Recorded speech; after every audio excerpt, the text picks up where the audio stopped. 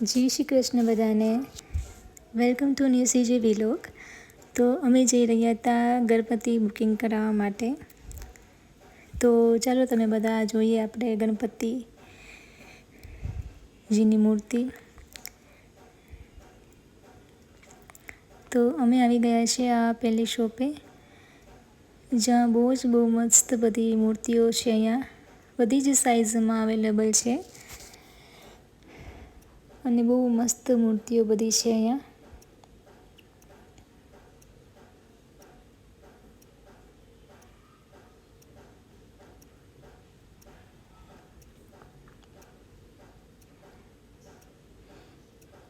બહુ મસ્ત મૂર્તિઓ આવી ગઈ છે પોરબંદરમાં આપણા, જેમાં ગણપતિજીના વસ્ત્ર બી બહુ સરસ રીતે તૈયાર કરેલા છે.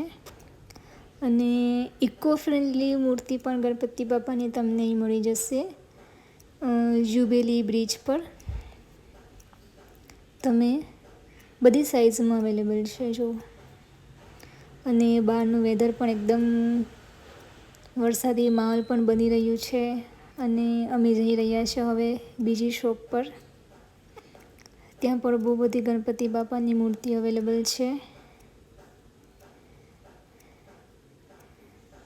નાની મોટી બધી જ સાઇઝમાં અવેલેબલ છે. અને બહુ બધા સ્વરૂપ જે ગણપતિ બાપાના આવે છે એ બધા જ સ્વરૂપમાં અવેલેબલ છે બધી જ મૂર્તિઓ.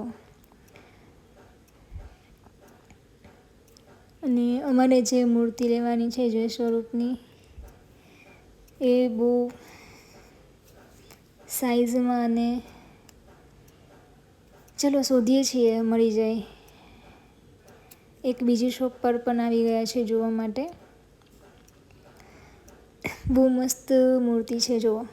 એકદમ વ્હાઈટ અને રેડ કલરનો સાફો છે ગણપતિ બાપાનો. અને બધી વરસાદને લીધે મે બી આ લોકોએ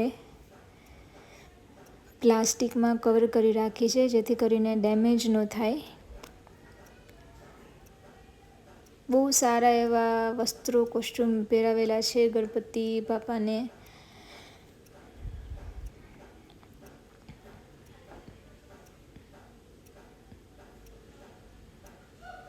તમને બહારથી પણ એકદમ બતાવી દઉં છું. અને હજુ પણ એમનું કામ ચાલુ જ છે, જે કરવાનું પેઇન્ટિંગનું જે હોય છે.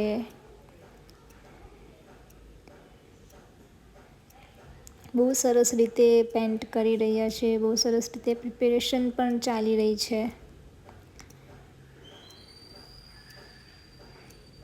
કેટલો બહુ મસ્ત શૃંગાર ગણપતિ બાપાને સજાવેલો છે.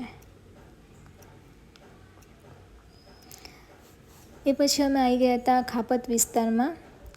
ત્યાં પણ અમે બહુ બધી શોપની વિઝિટ કરી છે. જુઓ છો તમે આ ભાઈ પહેલાં કરી રહ્યા છે હજુ પેઇન્ટિંગ કામ. એટલે હજુ પણ પેઇન્ટિંગ કામ તો ચાલુ જ છે દરેક ઘણી બધી શોપમાં. અહીંયા પણ ચાલુ છે.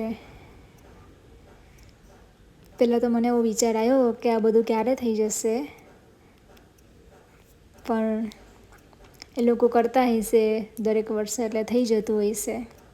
બહુ મસ્ત મૂર્તિ છે નાની સાઇઝમાં પણ.